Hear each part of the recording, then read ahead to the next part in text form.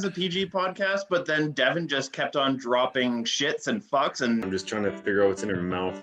I just want to see him interview Francesco Accoli. No, he's a good human being, is what he would say about himself, I'm sure. Who's hosting this thing? Take charge, Kevin. Would you? Jesus. First time we ever met those guys. That was the major drunken pub argument.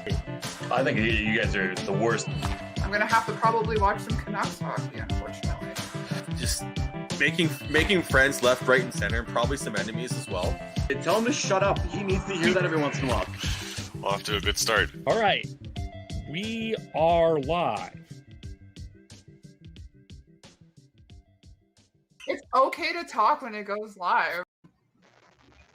And it sure is. As we welcome you back to the Hockey Podcast, you can, of course, follow us on Twitter at podcast_hockey, Facebook.com, The Hockey Podcast, YouTube.com, The Hockey Podcast, where we are at 100 and bob games of subscribers currently. Please hit the like button. Please hit the subscribe button. Please hit the share button. We would love your support. Thank you for your support. And of course, the audio will be up shortly after.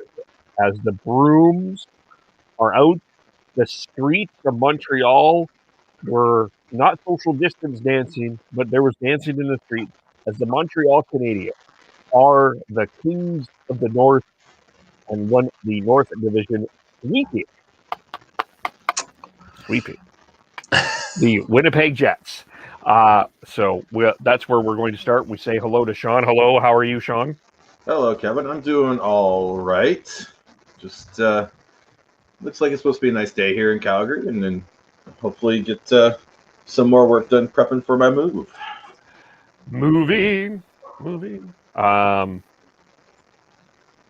Okay, I was reading something there. Thank you. And then Devin. There's Devin. Hello. Hey, Kev. You have two types of brooms. I know that now. Is that yesterday you had a different broom, and now you have today you have a different one too. I don't know. I think I'll bring up if there's another sweep, we'll have different types of brooms because there's only could be the potential of 3 more sweeps, right? The 2 conference finals and the Stanley Cup final. So if you have any questions, of course, comments, things like that, as Kate Barry says, hey, Supri says, Guten Tagen.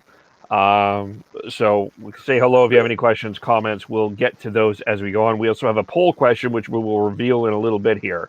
But we need to start with the Montreal Canadiens as they are the first team to advance to the Final Four, sweeping the Winnipeg Jets, as mentioned. And fascinating thing with the Montreal Canadiens going into the season is we were all fairly low on the Canadiens. There was a lot of hype. Some were high, most were low. I think we were low. I didn't have, I'll be honest, levels that of full disclosure, I didn't have the Canadiens as a playoff team. I didn't think that they would make the playoffs. They kind of stumbled into the playoffs a little bit, and down 3-1. They came back, knocked off the Leafs. Sorry, Devin, but they swept the Winnipeg Jets, which I don't think anybody saw coming. But hey, they're here. The Montreal Canadiens are here. They are. Full credit to them. They played their ass off. Now they have my biggest question moving forward here is how they're going to react to all this time off. Yeah, That's a good question. That's a very, very, very apt question there, Dev, because I think that was part of the story here. How long did the Jets have off after sweeping Edmonton? And there's other issues that popped up with Scheifele taking the suspension and everything like with the have dealt with that. But I think part of the story here is that you had the Habs coming in hot and pumped up after coming back and forcing a Game 7 and winning their first round series in 7, and then you had a almost cold Jets team starting this series because they were off for so long. So that'll be something to watch for sure. I mean, I think that one of the things that is, I wanted, can we eliminate this narrative here a little bit now? Because there's some they're saying, not everybody, but the Tavares with the Tavares injury, and then the Scheifele suspension, that they kind of had an easy road. The Tavares injury, that the Leafs were up 3-1, and even with the Scheifele before the Scheifele suspension, the Canadiens won that game. And they were dominant in that game as well. So I don't think that that's necessarily a fair thing to say to the Canadiens. I think one of the things that to give them credit for is they've gotten goals from not only depth players, but deep in the pocket. You know how you've when you're sitting on the couch and you pull the couch cushion over and you find a $10 or $10 or $5, $10, $20 bill that you didn't expect? That's like when Eric Gustafsson scores for you. What a that how do you Arturi Lehkonen? I mean, that's nice. I mean, they didn't.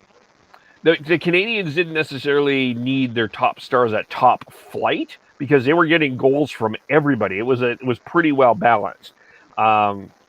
They didn't have Jeff Petrie last night, but I mean, it didn't seem to matter too much because they had the depth on defense, which I think is again to credit to Mark the Red Suit Bergevin, and yeah, they were built. This team was built for this time of year, and I think full credit for them. It's not the most spectacular victory ever, but they did exactly what they had to. For sure. They throughout the entire year, they had the ups, the downs, the in-betweens, the questioning on Bergevin himself, potentially being on the hot seat. And, I believe that I did have them in the playoffs. I thought that they would be up there because they did have so much hype, and what they did, getting Jake Allen, getting Joel Edmondson, bringing in Corey Perry. He brought in good players that probably don't shine too much within the regular season, but Jake Allen was able to offload Carey Price with not relying all on Carey Price there. So he was able to have some sort of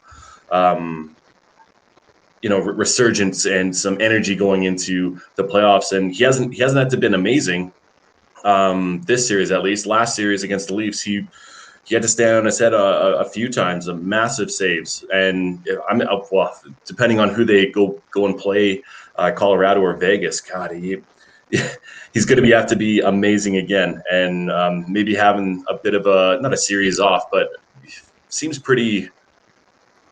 They kind of coasted through. It seemed like So I think that he will be a massive part going forward here onto the next series. But Bergevin, the ups and downs of him throughout this entire year is kind of crazy to think about. And then I think another player that I don't think he's getting enough credit. Not only did Carey Price play really well and help shut down the top players with both Toronto and now Winnipeg, but Philippe Deneau, he's had one hell of a playoff, and he's going to get paid to play that second/third line shutdown role on a team, whether it's Montreal or elsewhere after this season. And he'll deserve every penny of it because he's really done a number on the star players that he's been put up against in these playoffs. Yeah, and go ahead. To Kate Barry's boy Cole Caulfield, we were expecting him to light up the score sheet, but with goals. But God, he's a good player. He's a good offensive-minded player, and he's able to find. He has the hockey sense and he knows what needs to happen to get goals, and whether he's scoring them or not, he's been a big difference maker within this Habs lineup. And God, talk about a guy who's going to get paid. If he keeps on going on this trajectory, man, he's going to be one hell of a player in the NHL. Yeah, there's going to be conversations about Cole Caulfield going forward, I would imagine. in a few fan bases if this continues. Yeah, Cole Caulfield for Calder. Cole for Calder. Let's start it now. Syrupy says, as a Leaf fans, I'm not mad that the Leafs lost because now I see them sweeping a team who helped. Connor freaking McDavid pointless for 3 games. The same thing with 2009 because when the Bruins went to the final. They do know how to shut down top stars, and whoever they play with the Avanites series, as I'm calling it now, there's top stars on both ends. I think with the Avs, there's a lot of skill there for sure, and that'll be a lot of fun.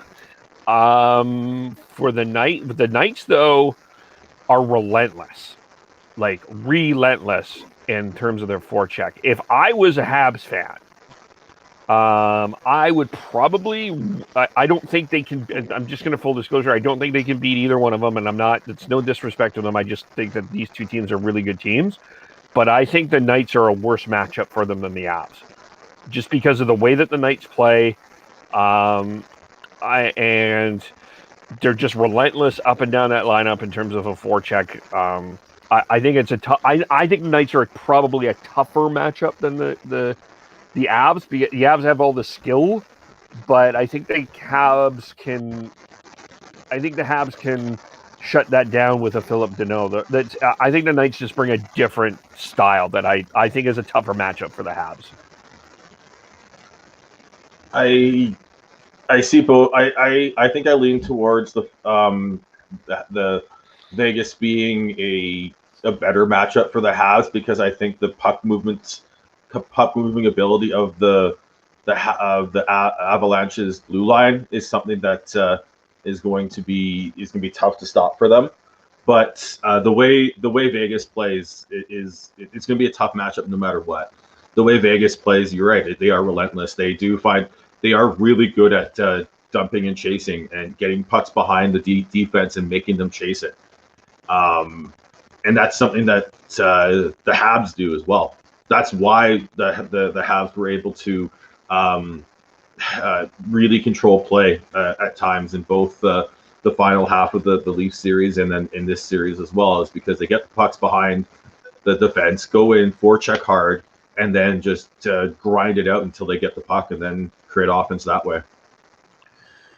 I think you really split hairs between what matchup is better between those teams for the Montreal Canadiens. Both are going to have their struggles, or they're going to give Montreal fits throughout that lineup. When they're talking about the depth of both teams, top 9 players on the forwards there for both teams are really, really good, and they can grind it down. And not to mention the top 4 defensive pairings, or top 2 defensive pairings, top 4 defensemen on both teams, and talk about a number 1 goalie for both of them. Like it will be fascinating to see how the Canadiens can try and penetrate that defensive core of both teams, whichever one that they play.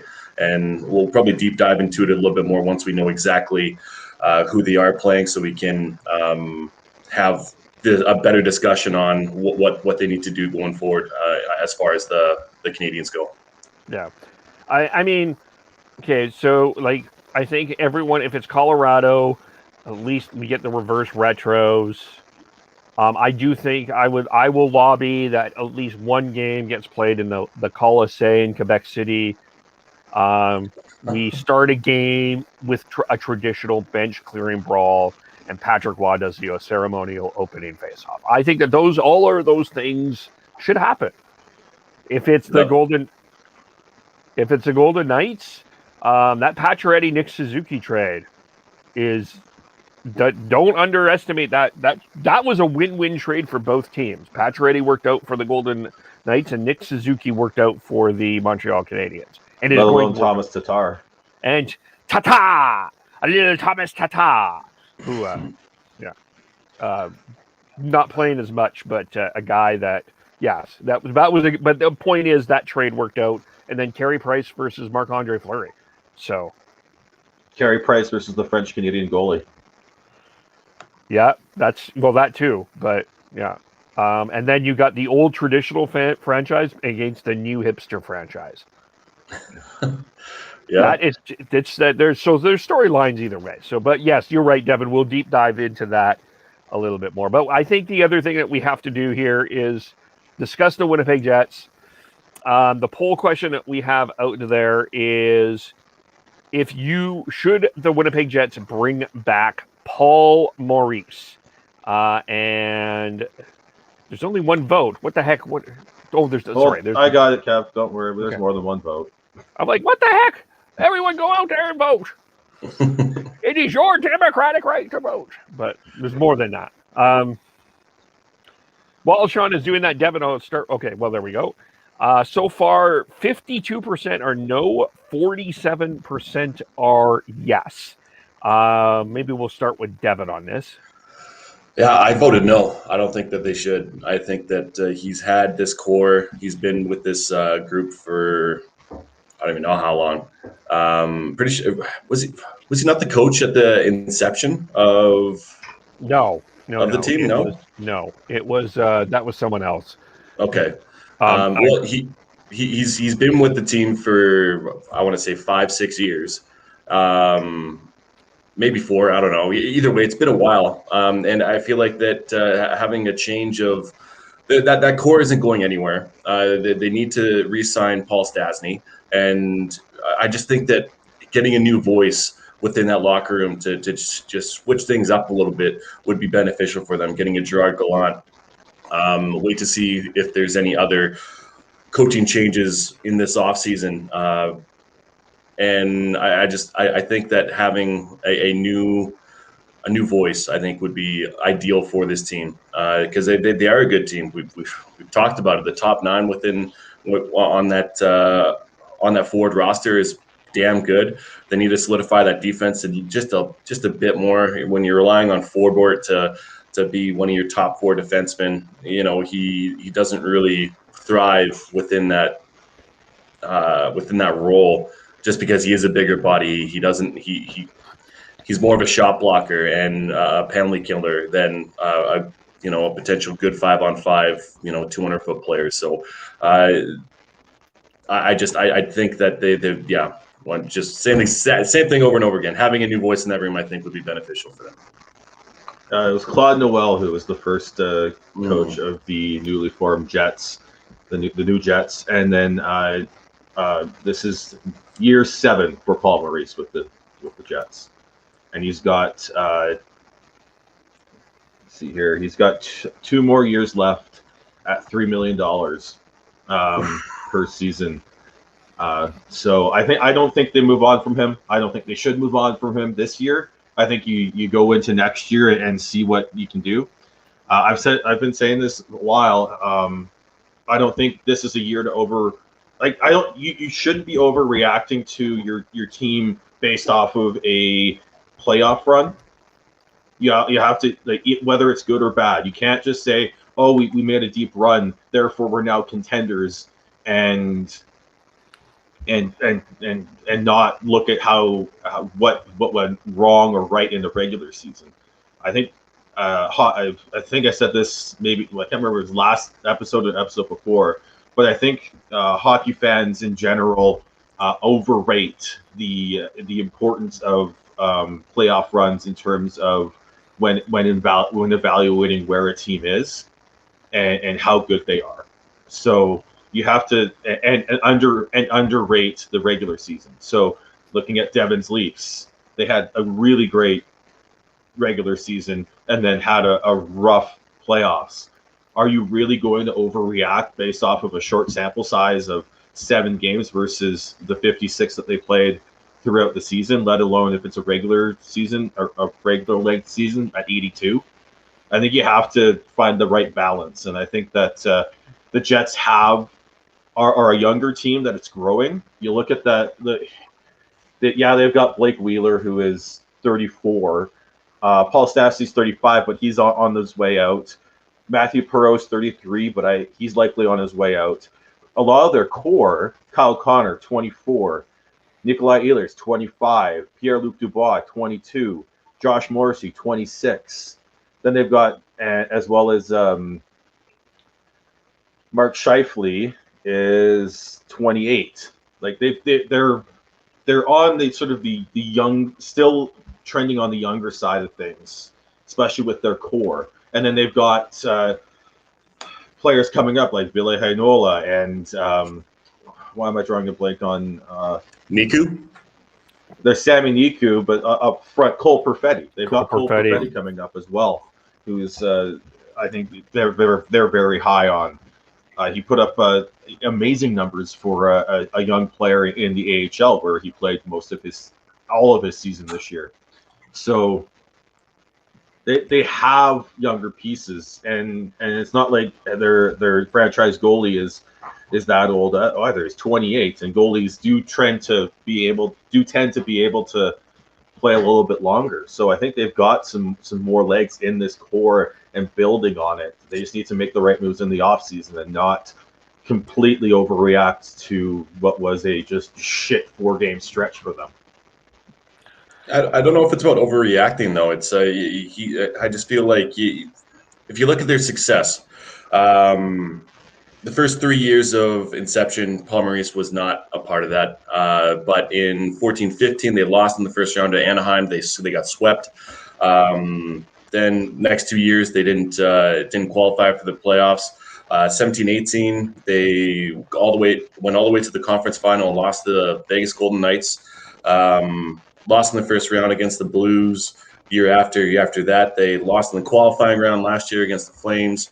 And I just feel like they have the core there to do it. It's just whether or not upper management thinks that there needs to be a change, but maybe not a change within the personnel on the roster itself, but maybe some coaching. But the one thing that really kind of stuck with me, Sean, when you said that he has 2 years left at $3 million, that's a team that does not like to break the bank. They're very much a team that they don't like to spend money when they don't have to. So I could definitely see Maurice coming back. Do I think they should?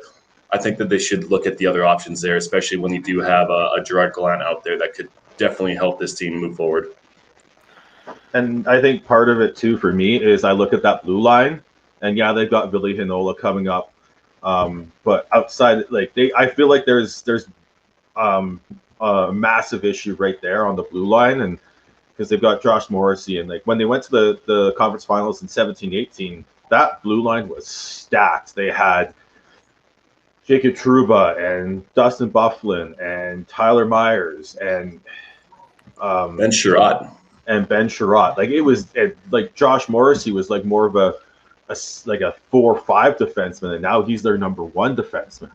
I think they need to add to Morrissey and Pionk, and they need to add some more depth there. And a true puck mover.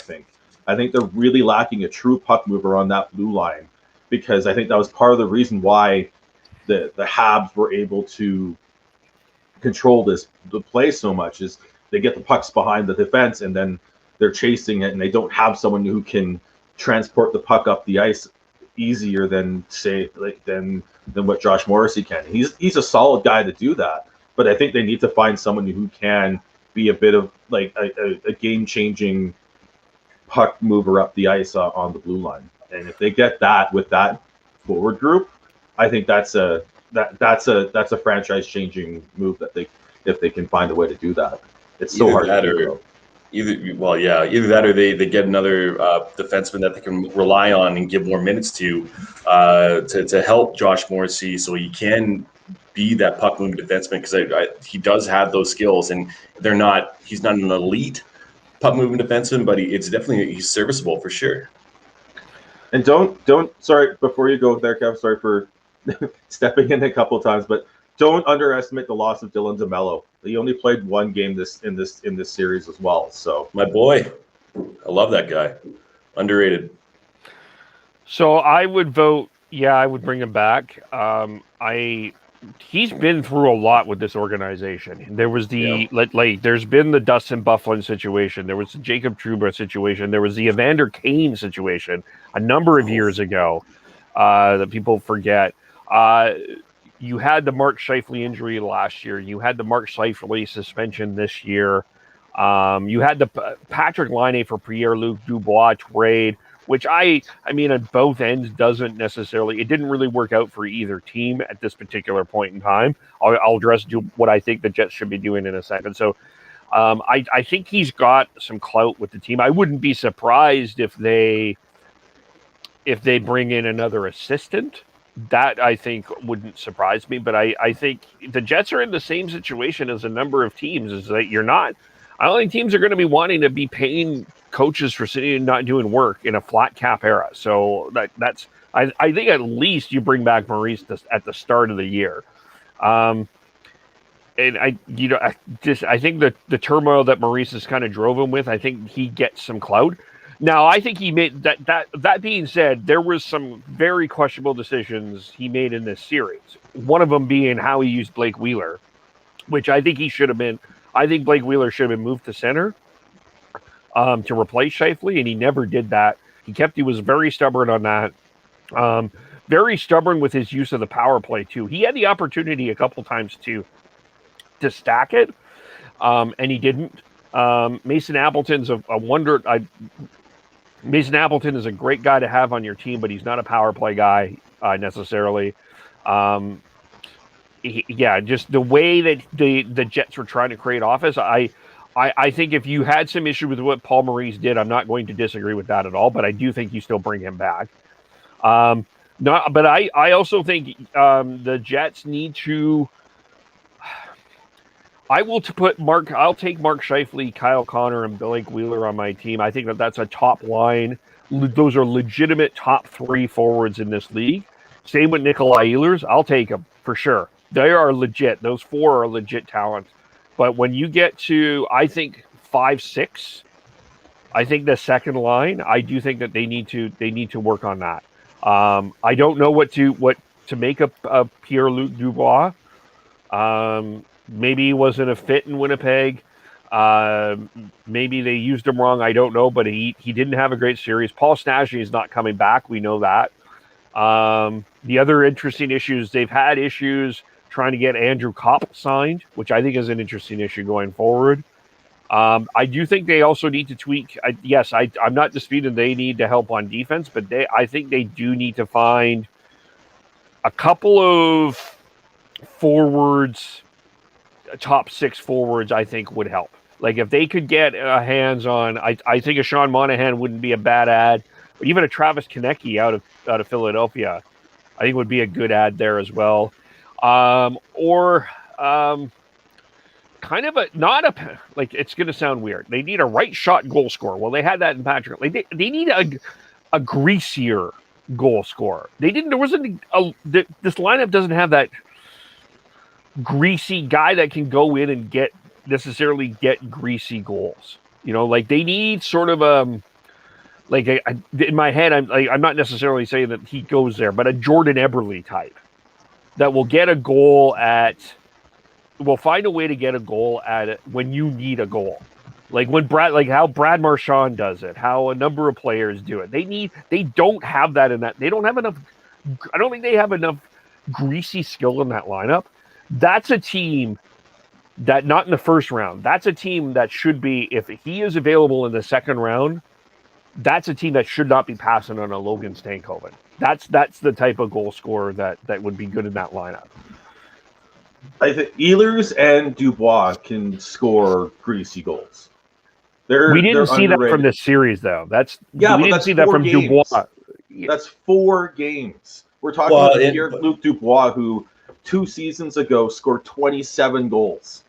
I think I understand your frustration and concern with how Dubois has played in Winnipeg since the trade, and Laine didn't really work out in Columbus either. Yeah, but that's not. I think it's something that I think you have to look at Dubois as more of a long-term project as opposed to just giving up after a weird season that this is. Where I'm not giving up on him. Came in had to quarantine for 2 weeks, so he was behind the 8 ball there, and I don't think he ever got back up to proper speed and playing the way he can. I think we forget about what he went through to get up to Winnipeg to just play a game, and how I don't think he ever got to the top of his game this season. I'm not giving up on him, but I'm not necessarily convinced that he is.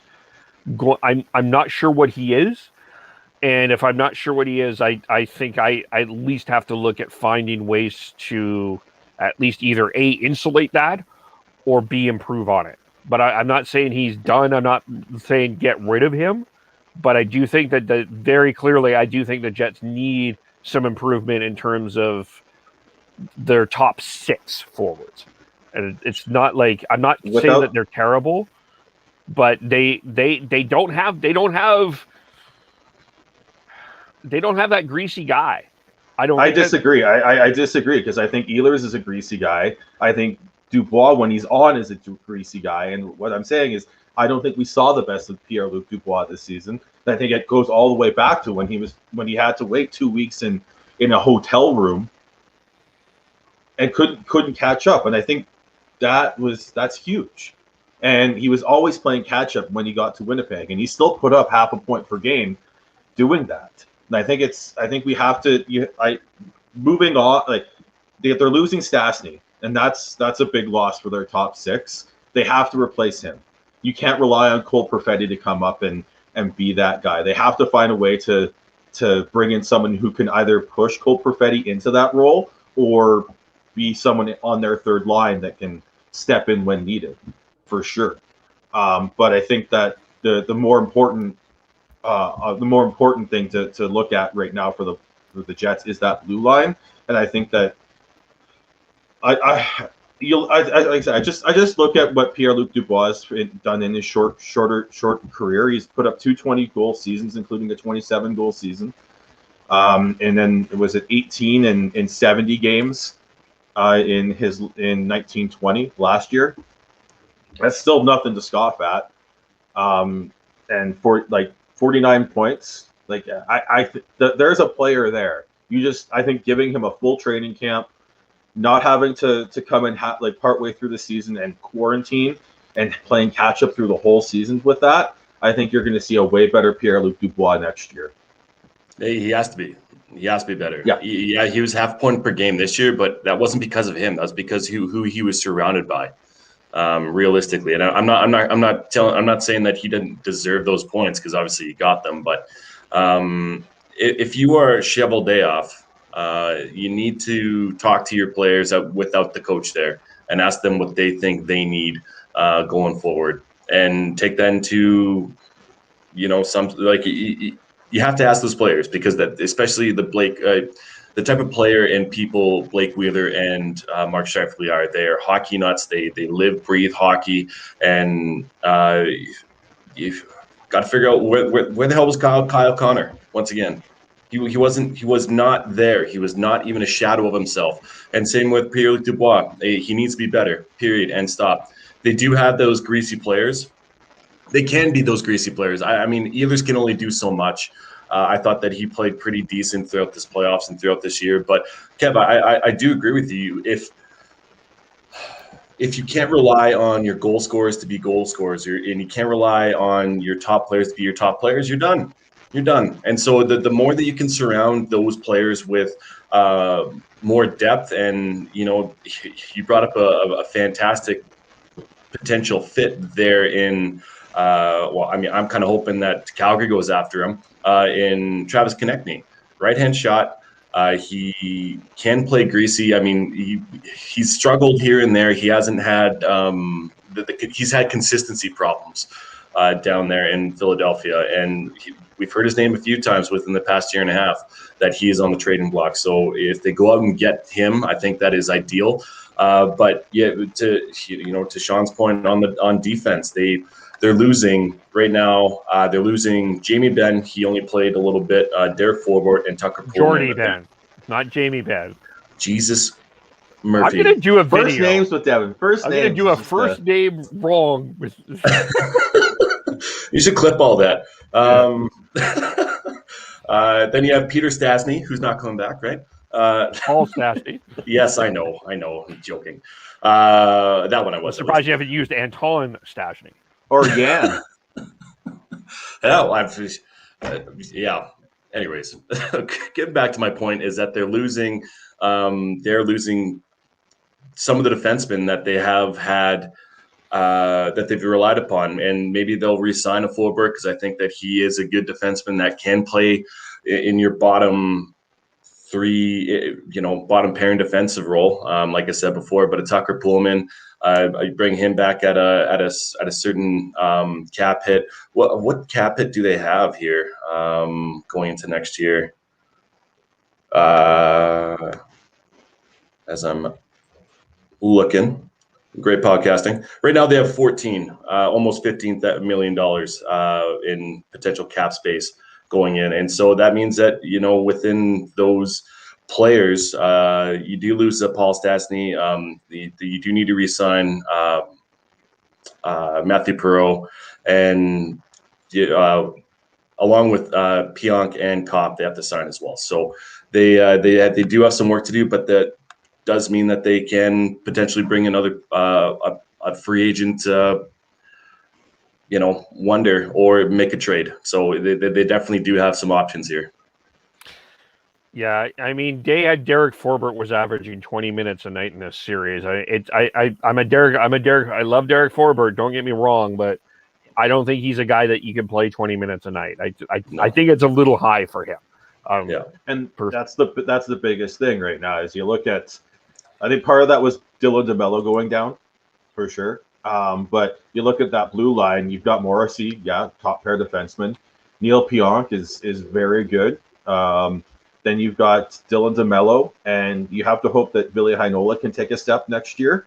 But you still need to find a way to add something to that top four, because you've got Logan Stanley, who's going to be who looks like a good solid bottom pair defenseman.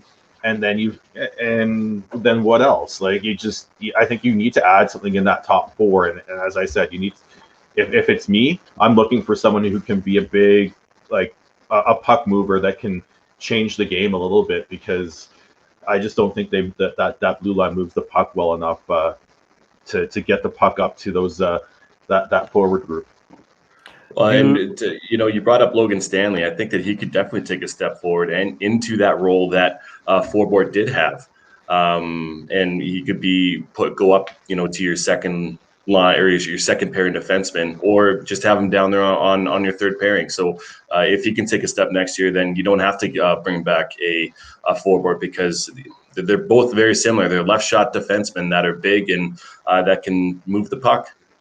Decently well. I don't know. Maybe not Forbort, but I've noticed that Logan Stanley, he's damn good for his size. Yeah. No. Yeah. That's it. That's a lesson in and of itself about being patient with defensemen, for sure.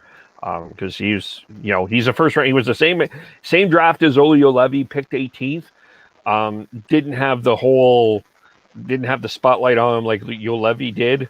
But the Jets were patient with him, for sure. So there's a lesson there. So I'm just going to throw a name. What are the chances that the Jets get Dougie Hamilton? I mean, sure. I went in and see that. Dev, you said they had 14-15. I think just depends on where Brian Little is. Is he coming back? Because we haven't talked about him. That's another guy who can play a little greasier. He's got, I think, 2 or 3 years left on his deal. If he doesn't come back, that opens up more cap space where I think that they could make a big splash for a Dougie Hamilton. No, there's also Tyson Barrie. There's a possibility. I don't think that's I don't think he's leaving Edmonton. I think Edmonton's going to try to keep him. And there is the Travis Hamonic option out there. I wouldn't be surprised if he's a conversation, but he's not the solution. He's not. No, he's not the type of defenseman they need, and they've got players like that in house already. Forbort, and Stanley. We just talked about them. They're both the Forbert's same a type UFA. of. Yeah, but you can bring them back, one or both of them back to fill that role, being a sort of a 4-5-6 physical defenseman, because that's exactly what Hamonic is. Yeah, I don't see Barry leaving Edmonton either, and he's not really a puck move defenseman. He's just a power play specialist. But I mean, if you're talking cream of the crop for a puck move defenseman, Dougie Hamilton is definitely one of those players that can make the difference in your lineup 5-on-5 and on the power play. God, he's so good at scoring goals. And to talk about a big body that can skate like a gazelle. Or run like a gazelle, whatever the that saying is. But he's that's like best case scenario for them for sure. But who knows what he's going to be demanding? Yeah, and I mean it depends on where Carolina is at as well. But anything else with this series that we need to speak about? Well, I guess if we're still talking about the offseason, Laurent Brossoit is up for a UFA as well. So I think getting a good goaltender that you can rely on, like a Jake Allen type that has been a 1B 1A tweener to help Connor Hellebuck to be the goalie that he can be within the regular season to the playoffs, because I don't think that he was forwardable. Like he was great. He wasn't amazing, but he was good enough for that team to win. But if you can get that support on as your backup goalie, that goes a long way. But, Brossoit definitely outplayed the expectations for him this year. But I think you want to find someone that can be you're more confident to play a little bit more. Yep. Because Jake Allen played 29 games, while Laurent Brossoit played 18. Brossoit had a better save percentage, but I think you want someone, especially going to next year, I think you want someone who can play that in 25 to 30 games and feel comfortable with that. Yeah. Then if you weren't comfortable playing Brossoit 20-plus games this season, why are you going to be comfortable playing him in that next year? Yep. Yeah, that's fair. Well, let's move on to the other series, as the Boston Bruins and the New York Saints had played last night. And the Saints, going back to Long Island, they jumped out to a 5-2 lead. Tuukka Rask was pulled after 2 periods. They went with Jeremy Swayman. The Bruins got a couple goals back, but they were not able to complete the comeback. And the Saints are marching back to Long Island and have the Bruins on the brink of elimination. And for those of you that are saying who are the Saints? What are you talking about? We're talking about what Bruce Cassidy said after the game. Do we have the clip? I got it. Here we go.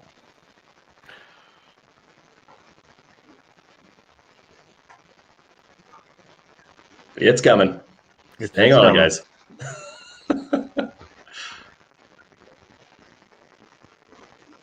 Well, hold on.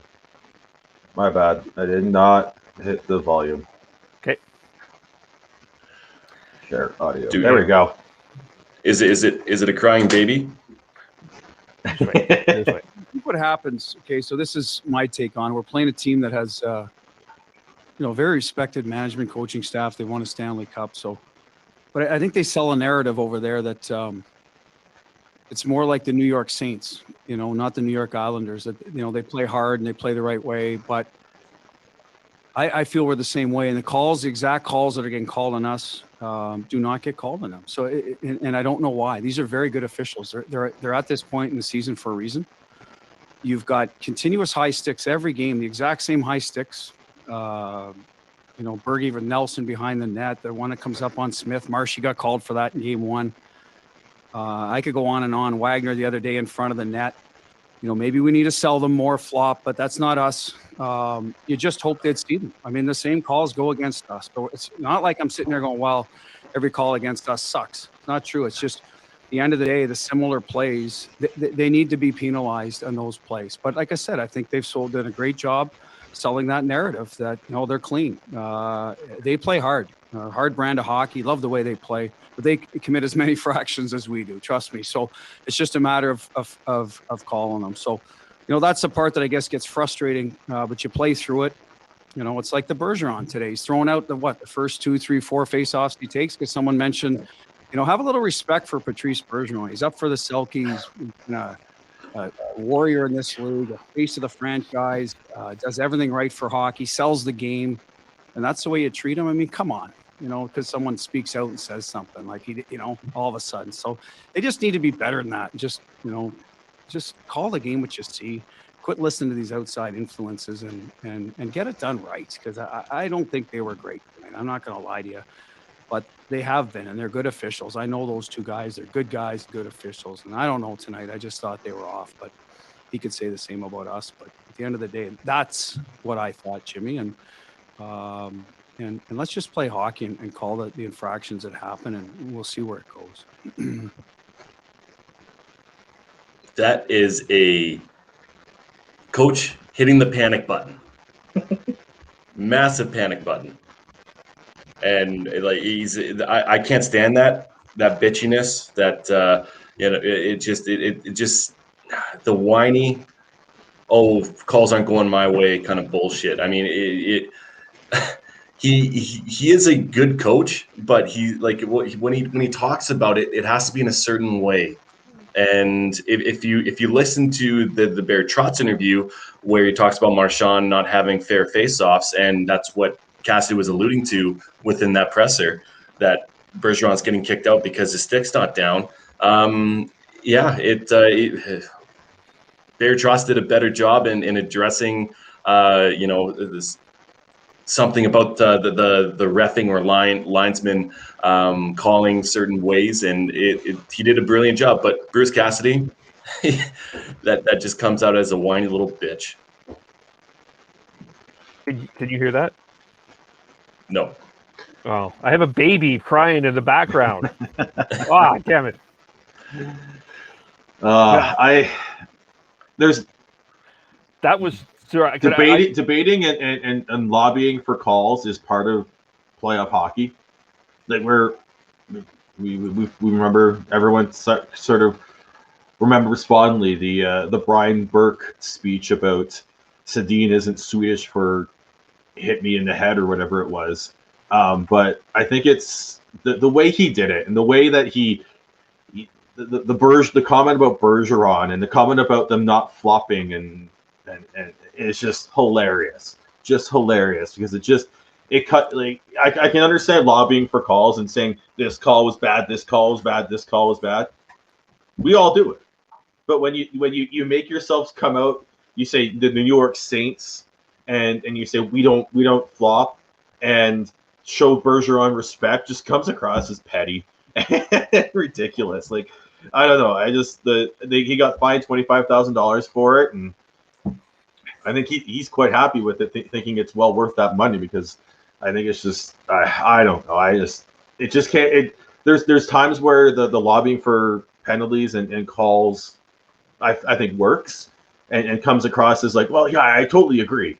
Or, yeah, okay, I can see where he's coming from, but this just comes across as like complete, like, petty and throwing a tantrum. That was so rich. He says, don't let outside influences affect your call, while he's making at a press conference, we're asking people about outside influences. Like, that is just rich for Bruce Cassidy to say, come on, let's let the officials do their job here, and let's just play. So what the hell was that?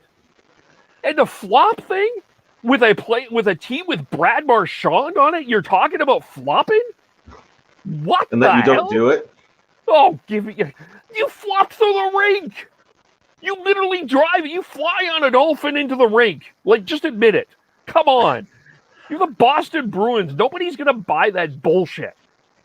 Oh my gosh, that was just like, and maybe I don't know, maybe not have your player spear another player in the junk Maybe don't do that kind of thing.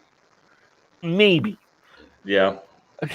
And Yeah. then I need to rant on Bruins media because they're like, oh my gosh, the officiating is terrible. Did you see that Kyle Palmieri stick? That the no call there. Really?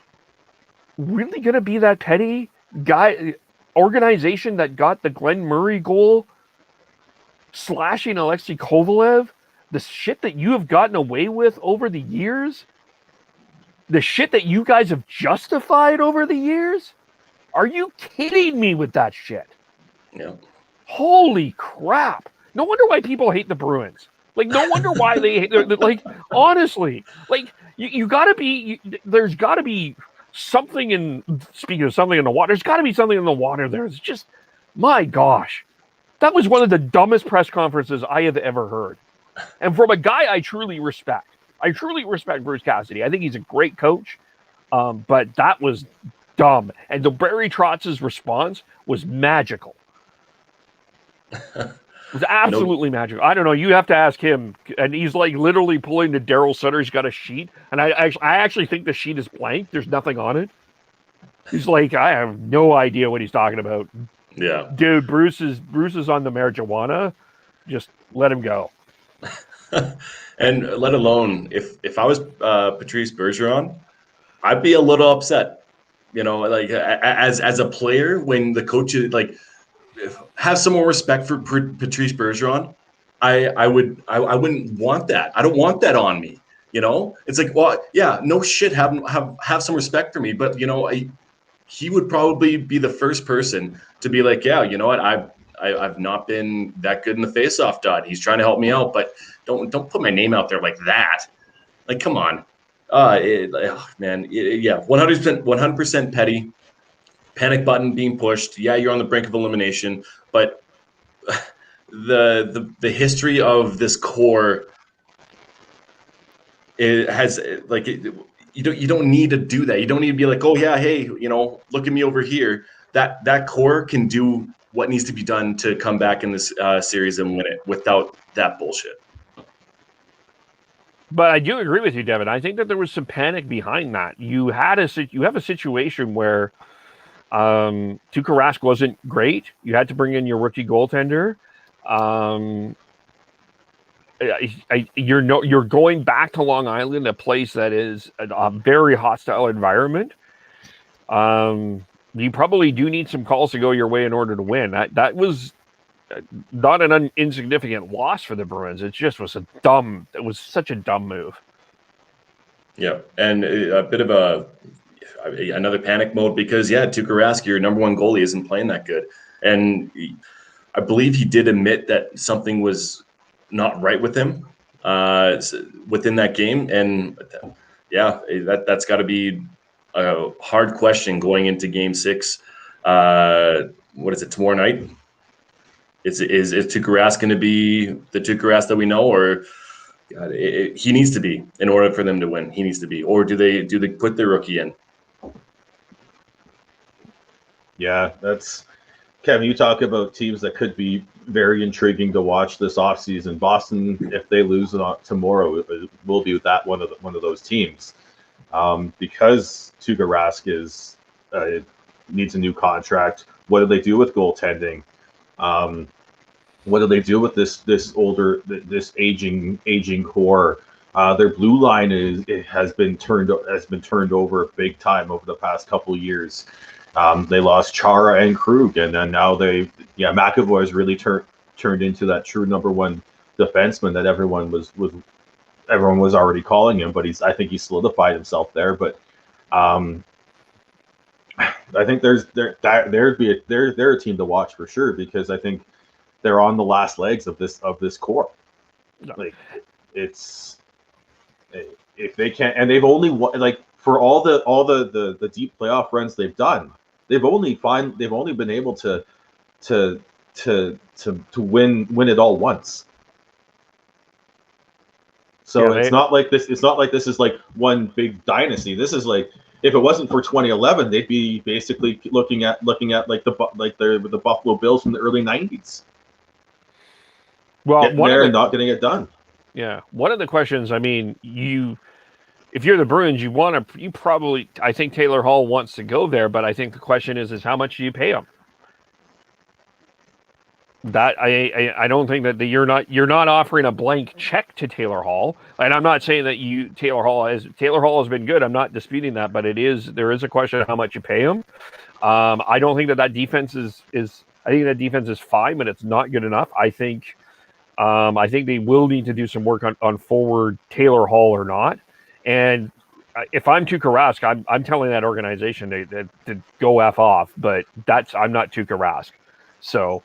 It's not the organization that's the issue with Tuukka. Or the media there. The media and the fans that basically we're writing him off and throwing him under the bus after last season and the bubble. But yeah, you look at they finished third in this division in the Mass Mutual East, and yeah, as I said, yeah, you look at that blue line. Grizzlies solid. McAvoy's a true number one. They got Brandon Carlo, who needs a new contract. And then after that, I think you've got some solid sort of, I would say, bottom pair defensemen, but I think you need to find a way to improve that. And then they've got some players that I think they want to find new homes for, and Jake DeBrusk, who was a healthy scratch. Like, we're talking about storylines. You got Matt Barzal playing on the Islanders, and none of the three players that Boston drafted before Matt Barzal in that draft played last night. Mm-hmm. Like I think there will be some moves out of Boston, because they'll need to find some cap space to bring in Taylor Hall as well as improve that blue line. Wow, they have almost $28 million in projected cap space for next year, so they have the room to do to get a goaltender if Rask does not want to come back, to get a because Halak is done as well. And so, I mean, unless you really want to rely on your rookie goaltender, Swayman, then I don't think that's the smartest way to go. But almost $28 million. So they have room to fucking do something here.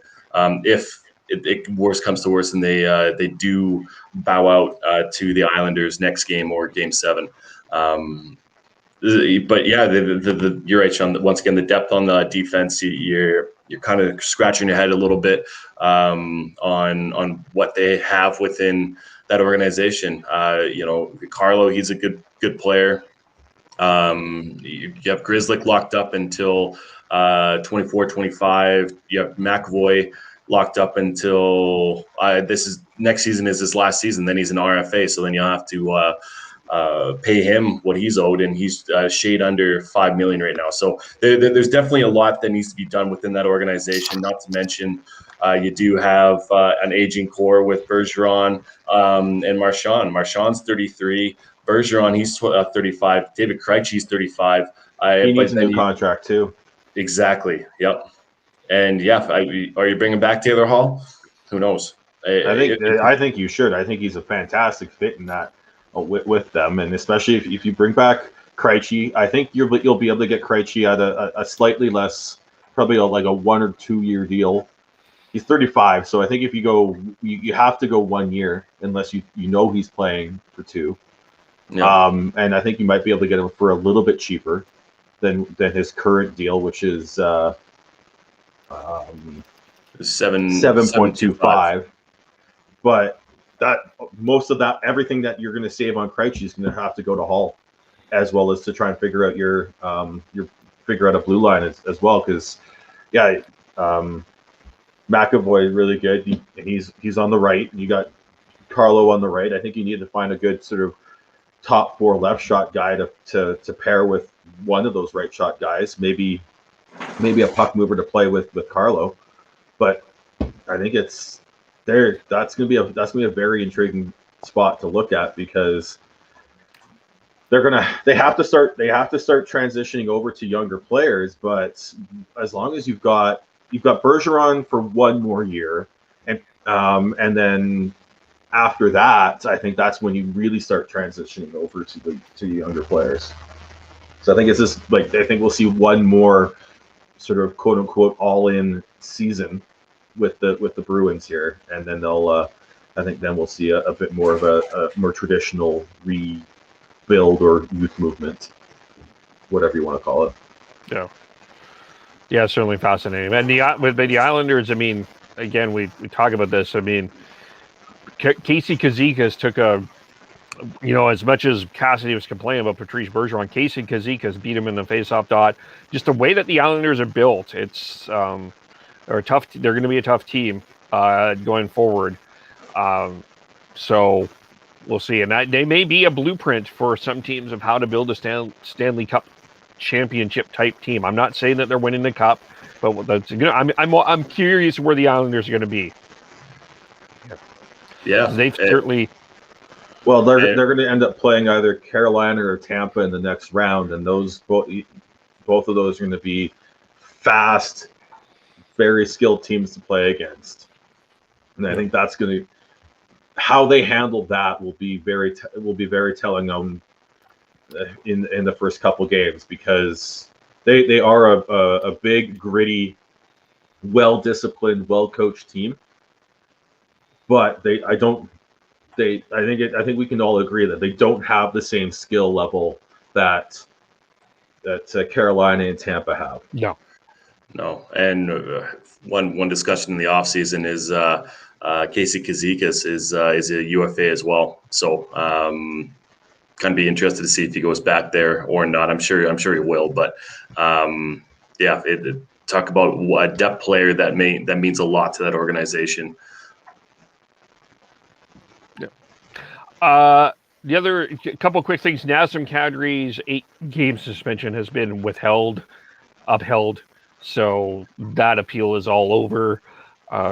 You can just to update on that. But the other thing we wanted to talk about today is a top prospect, Jesper Wallstedt, has been traded to the Portland Winterhawks from the Moose Jaw Warriors for a 6th-round pick in 2023. That may not seem like a significant deal, and you may be asking, why in the living hell are we talking about this? Because Jesper Wallstedt is a potential top 10, 20 pick in this draft. It is an interesting move to be made from the Warriors' perspective. And if you go on to the Dub Network, I'll just put this in our little chat stream here that you can have a read what the Moose Jaw Warriors are thinking here. Basically, they're all in for next year. They've got and Jamie Neugenbauer covers the Moose Jaw Warriors. They've got they got a guy, and I'm looking here, is they got Ryder Korzak is going to be back. They've got Braden Yeager. They've got Martin Rafsafy. They also got Denton Matichuk, who played at the World. He played a bit at the World under U18s. They're built for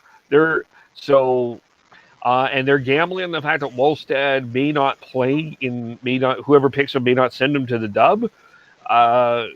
That's not necessarily a guarantee. We've seen other players do it. So it is an interesting move that may be a little bit under, like, one of those things. I think, not a lot of, you're not going to hear a lot of conversation about it, but I do think it's an interesting move in terms of who takes Jesper Wallstedt and what happens to him going forward, because goaltending is a fascinating thing in terms of the draft. You get the Spencer Knights out there for highly touted, and sometimes you get Mason McDonald, or you get a Alex. It depends on the goaltender, right? So anyway, I'm rambling.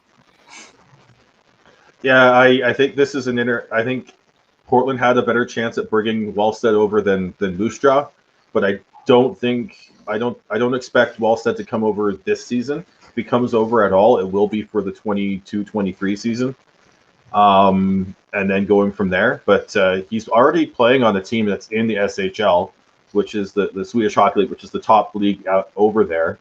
So I think that we are going to. I don't think there's a reason for him to come over and play WHL. He's playing against men. The SHL's I would say probably the third best league in the world. So I think it's an interesting gamble by Portland, and then it's just getting an extra draft pick for Moose Jaw. But the sixth round picks in junior hockey are interesting because sometimes you don't even pick them. That's where you see teams not even pick players because that's just the way those junior drafts work. Yeah, I really don't know much about him and what's going on there, but very interesting to see what really happens within this next year for him for sure, and where he gets drafted. Because it is voodoo. It is voodoo to pick up on to pick a goalie that high. It could be a Spencer Knight, it could be Carter Hart, it could be a Marc-Andre Fleury, or it could be a complete and utter bust. It's only voodoo because I think we don't quite understand goaltenders. Well, I think the general public knows nothing about goaltenders, and goaltending is so different from watching skaters play. And what makes a good goaltender is not the same as what makes a good skater. So I think that part of that is we call it bullshit and voodoo because of that. But I think we're starting to see transition over to figuring this out again because the game has changed so much in the past 10, 15 years that I think the goaltending and the amount of attention we give goaltending, whether it's goaltending coaches, goaltending camps, the amount of support that is given to goaltenders is finally getting to where it needs to be, as opposed to just relying on them to figure it out. Yeah, for sure. Anything else we need to speak about?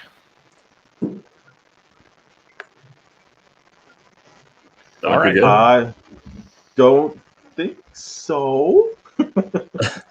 Well, with us being on so much, we pretty much cover everything we need to cover during that day. Yes.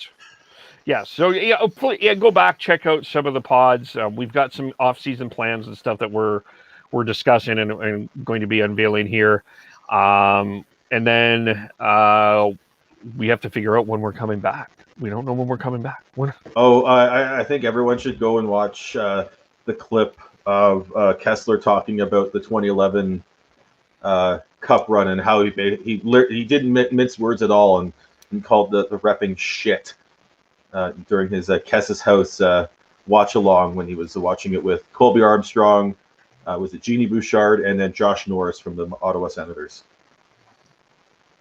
I think it's everything we all thought it would be. It's hilarious that we've got Bieksa being the sort of the censored one of the two on the panel. Then you can go watch Kessler be uncensored and throwing shits and fucks out there like Devin does.